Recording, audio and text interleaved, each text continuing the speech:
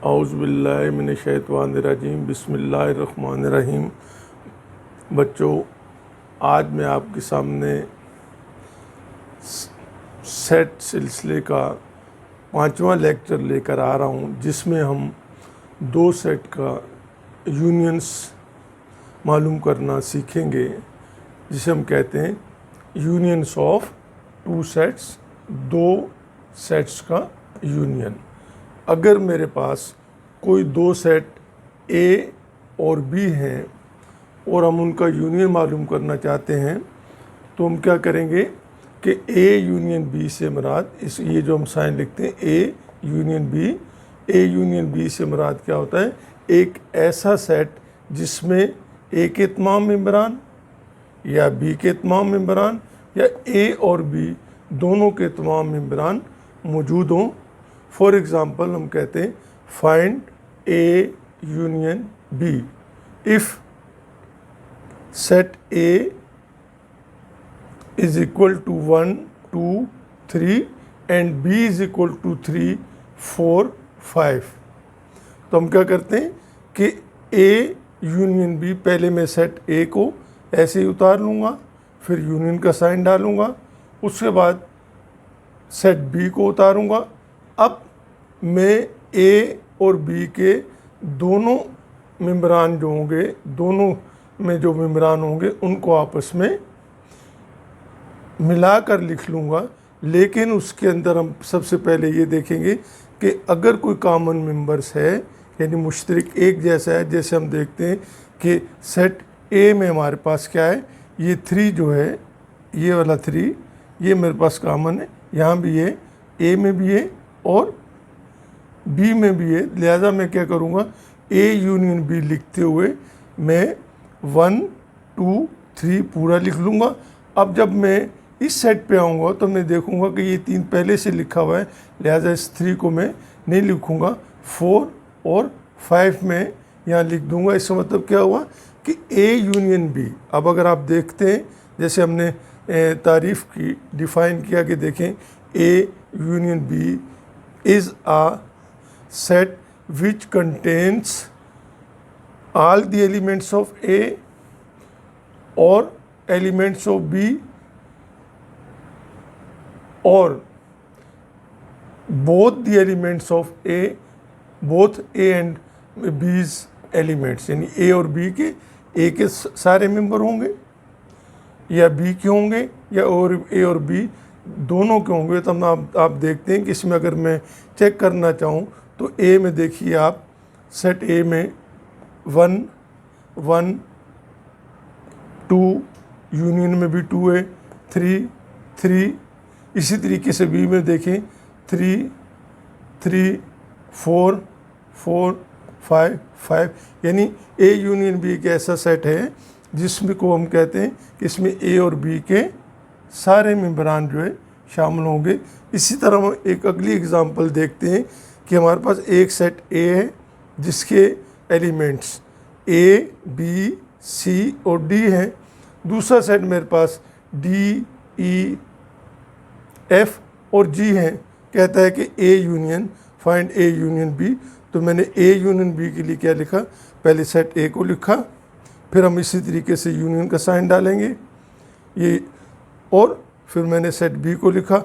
अब मैंने इसको एक पहले सेट ए उतारा, एक तरतीब से जो भी मुझे आता है कि मैं देखता हूँ ए को मैंने यहाँ लिख लिया, यानी ये मेरे पास ए बी के बाद बी आता है, ए के बाद बी आता है, बी लिखा, बी के बाद सी आता है, मैंने सी लिखा, सी के बाद डी, क्योंकि ये ए की कंटिन्यूशन में है, कंटिन्यू है, तो मैं क्या करूँगा, पूरे लिख लिया। अब उसके बाद जब मैं सेट बी को चेक करूँगा तो मैं यहाँ देखूँगा कि कोई मेरा कॉमन मेंबर, तो जब मैं सेट बी में देखता हूँ तो मेरे पास ये जो पहला एलिमेंट मुझे नज़र आ रहा है, जिसको मैं कहता हूँ कि मेरे पास डी है, ये वाला, तो ये सेट डी जो है आप देखते हैं कि इसमें भी बी में भी मौजूद है और ए में भी मौजूद है। तो इसका मतलब ये होगा कि अब मैं इसको दोबारा नहीं लिखूँगा, इससे अगला मेंबर जो होगा ई, उसके बाद एफ़, क्योंकि ये सेट ए में मौजूद नहीं है, और जी में लिख दूंगा, तो ये मेरा क्या ए यूनियन बी क्या होगा, A B C D E F and G, ये मेरा यूनियन बन जाएगा। अब आप अगर इसको चेक करना चाहते हैं तो आप देखें ए के भी तमाम मेंबर होंगे इसमें, ये जो 4 मेंबर हैं ए बी सी डी, ये आपको नज़र आएंगे। ठीक है बेटा, अगर आप देखते हैं कि मेरे पास बी के जो 4 मेंबर हैं कौन से हैं, डी ई एफ, तो ये आपको ये नज़र आएंगे, लेकिन क्योंकि डी कॉमन है तो ये ए में भी काउंट होगा और बी में भी काउंट होगा, लिहाजा हम कहते हैं कि ए बी सी डी ये मेरे पास इसका यूनियन आ जाएगा। ठीक है बेटा, इसी तरीके से आप देखते हैं कि तीसरी एग्जांपल मैंने लिए कि मेरे पास कोई सेट एल है जिसके एलिमेंट्स हैं 1 2 4 5 7 और एम है जिसमें 3 5 7 और 9 है। कहता है फाइंड एल यूनियन एम, यानी एल यूनियन एम से मुराद के कि हम सेट एल और सेट एम को इकट्ठा करके एक ऐसा सेट बनाएं जिसमें एल के भी तमाम मेंबरान हो और एम के भी तमाम मेंबरान हो। तो वैसे ही पहले की तरह मैंने क्या किया, सेट एल को उतारा, यूनियन का साइन लगाया, फिर मैंने सेट एम को उतारा 3 5 7 9। अब इनको मैंने देखिए यहाँ मेरे पास 1 2 4 5 7 है, इस सेट में 1 2 4 5 7 है, इसमें 3 नहीं है, 6 नहीं है। तो अगले सेट में हम देखते हैं कि यूनियन में 3 5 7 9 है। तो मैं देखता हूँ कि पहले मैंने 1, उसके बाद 2, देखिए 2 के बाद 3 आता है, लेकिन 3 क्योंकि इसमें नहीं है, इसमें तो हमने यहाँ 3 ले लिया। 4 यहाँ भी है, 4 दोनों में, ये 4 आ गया मेरे पास क्योंकि कॉमन नहीं है। 1 2 3 4, 4 के बाद मैंने 5 लिया, 5 लिखा, लेकिन यहाँ भी 5 आ रहा है, इसको हम एक ही दफ़ा लिखेंगे। फिर हमने 7 लिखा क्योंकि 6 नहीं है, ना यहाँ है ना यहाँ है, तो हमने 7 लिखा। 7 के बाद 8 आना चाहिए, लेकिन क्योंकि दोनों सेट में 8 नहीं है तो हम क्या लिखेंगे, 9 लिख देंगे। तो ये मेरे पास क्या बनेगा, एल यूनियन एम। आप देखें इसके अंदर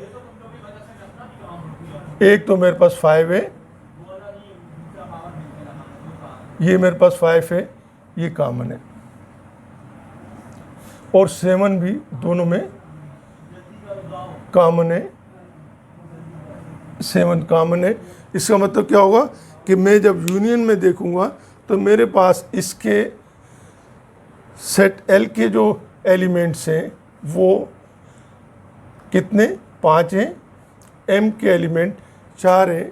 तो अगर दोनों को मैं अगर ये कहूँ कि प्लस करेंगे तो इसका मतलब ये होगा कि 5 और 4 9 होने चाहिए, लेकिन आप देखिए इसमें ये 2 का एलिमेंट्स जो है 5 और 7 आर कॉमन, इसलिए हम क्या कहते हैं कि ये इसमें से 9 नहीं होंगे, बल्कि कितने एलिमेंट्स होंगे, एल यूनियन एम के 7 होंगे।